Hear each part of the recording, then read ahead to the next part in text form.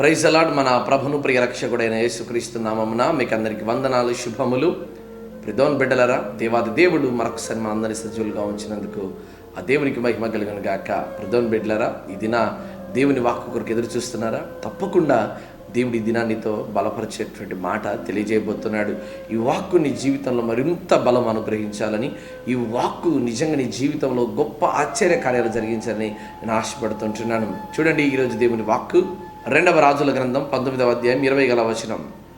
నీవు నా ఎదుట చేసిన ప్రార్థన నేను అంగీకరించి ఉన్నాను. అవును కదండి, ఉదయం మొదలుకొని రాత్రి వరకు ప్రతిరోజు నువ్వు దేవుని దగ్గర చేస్తున్న ప్రతి ప్రార్థన దేవుడు ఈ దినాన అంగీకరించేవాడిగా ఉన్నాడు. హల్లెలూయా. దేవుని ఎంతోమంది ప్రార్థిస్తూ ఉంటున్నారు. వారి అవసరతను బట్టి, వారి అక్కర్తలు బట్టి, వారి కుటుంబ సమస్యలు బట్టి, వారి అనారోగ్య సమస్యలు బట్టి ఎంతోమంది కన్నీళ్లు పెట్టుకుంటూ దుఃఖంతో, వేదనతో, విచారణతో ఎంతోమంది ఏడుస్తూ ఉంటున్నారు. అయితే దేవుడు తన బిడ్డల ఎడల ప్రేమ చూపించేవాడిగా ఉన్నాడు, తన బిడ్డల ఎడల కృప చూపించేవాడిగా ఉన్నాడు. ఒకవేళ ఈరోజు నువ్వు కంగారు పడి దూరంగా ఉన్నావేమో, బాధపడుతున్నావేమో, దేవుడు నా ప్రార్థన అంగీకరించలేదని. హన్నా చేసిన ప్రార్థన దేవుడు విన్నాడు కాబట్టి గొప్ప సమూయేలును తన తల్లి గర్భములో తీసుకొని వచ్చాడు. ఇదిగో దావీదు చేసిన ప్రార్థన తన జీవితాన్ని, తన కుటుంబాన్ని ఒక ఉన్నతమైన స్థితిలోకి తీసుకొని వచ్చింది. మోసే చేసిన ప్రార్థనను బట్టి ఎర్ర సముద్రం 2 పాయలుగా చీల్చబడింది. దానియేలు చేసిన ప్రార్థన సింహాల బొనుల నుండి కూడా రక్షించబడింది. శద్రకు, మేషకు, అబేద్నెగోలు చేసినటువంటి ప్రార్థన వారిని అగ్నిగుండంలో నుండి బయటకు తీసుకొని వచ్చింది. సంఘమంతా ఏకంగా కూడి ప్రార్థన చేసినప్పుడు పేతురు చెరసాల్లో నుంచి బయటకు తీసుకొని వచ్చిన ప్రార్థన. ఇదిగో పౌలు శీలలు చేసిన ప్రార్థన, చెరసాలను బద్దలు చేసిన ప్రార్థన, యోనా చేప కడుపులో చేసిన ప్రార్థన దేవుడు అంగీకరించాడు. వారి స్థలాలు వేరైనప్పటికీ వారు చేసిన ప్రార్థన మాత్రం ఒకటే, దేవా మమ్మను రక్షించు అని, దేవా మమ్మను కాపాడు అని. దేవుడు తన బిడ్డలను కాపాడువాడు, కానీ ఇదిగో కష్టంలోనికి త్రోసేసేవాడు కాదండి. ఈరోజు నువ్వు అనుకుంటున్నావేమో, దేవుడు నన్ను కష్టాల్లో తోసేస్తున్నాడని. లేదు, నా ప్రార్థనకు ఎందుకు జవాబు రావడం లేదని ఆలోచన చేస్తున్నావు. అయితే ప్రార్థిస్తూనే ఉన్నావు, కానీ ప్రార్థనకు జవాబు రావడం లేదు. అయితే ఈ దినాన నీ ప్రార్థన మనుషులు మెచ్చుకునే ప్రార్థనగా ఉంటే ఆ ప్రార్థన దేవుడు అంగీకరించలేడు.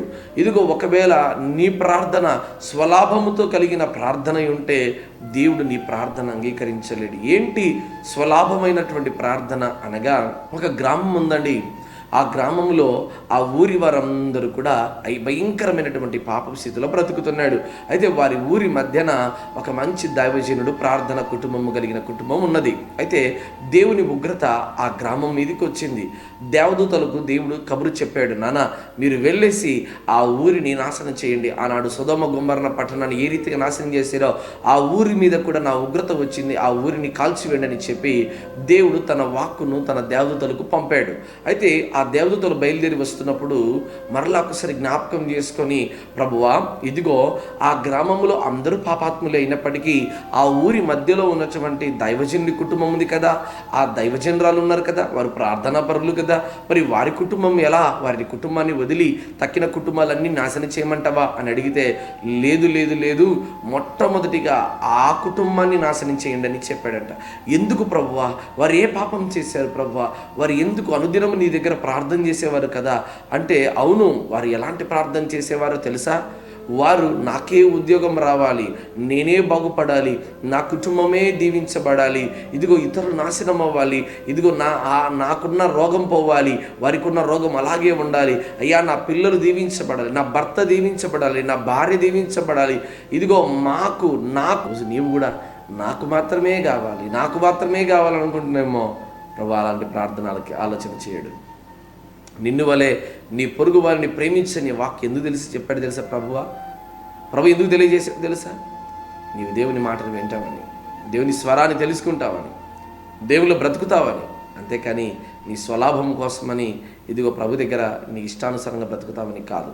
ఒకవేళ అలాంటి ఆలోచన, అలాంటి తలంపు నీలో ఉంటే, నీ స్వార్థంతో కూడిన ప్రార్థన ఒకవేళ నీ దగ్గర ఉంటే, సోమరితనంతో చేసే ప్రార్థన నీలో ఉంటే, దయచేసి ఆలోచన చేసి ఇదిగో ఇంతవరకు చెప్పినటువంటి ప్రతి ఒక్కరి ప్రార్థనల నీ ప్రార్థన మనస్పూర్వకమైనది, బలము కలిగినదై, శక్తి కలిగినదై, యథార్థ హృదయం కలిగినదై, మంచి సహృదయంతో నువ్వు చేసే ప్రార్థన తప్పకుండా అంగీకరించి దేవుడు దీవిస్తాడు.